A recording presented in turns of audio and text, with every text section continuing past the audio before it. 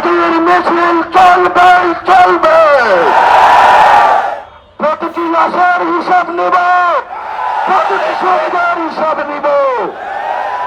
আমরা শহীদ হতে প্রস্তুত আছি। আমরা এক আল্লাহ ছাড়া কাউকে ভয় পাই না। জনগণ আপনাদেরকে মুক্ত করে দিয়েছে, অকৃতজ্ঞ হবেন না।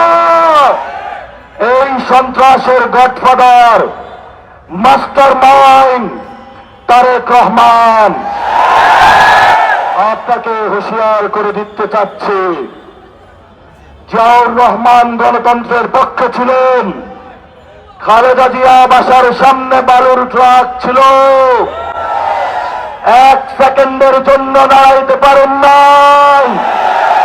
জনগণ আপনাদেরকে মুক্ত করে দিয়েছে, অকৃতজ্ঞ হবেন না। যেই মানুষ মুক্ত করে দিয়েছে সেই মানুষের উপরে আপনি বুকে গুলি চালাচ্ছেন। আমরা দেখে ছাড়বো আপনাদেরকে। সাহস থাকলে আসুন, ব্যালটের মাধ্যমে আমরা আপনাদেরকে কত বাধা হয়েছে বুকে দেখে নিব। 12 তারিখ বাংলাদেশের জয় হবে।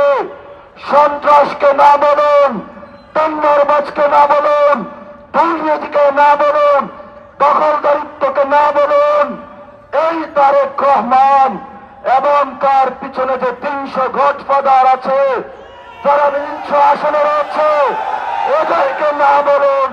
তবে আমাদের বাংলাদেশ মুক্তি পাবে, তবে আজাদির বাংলাদেশ।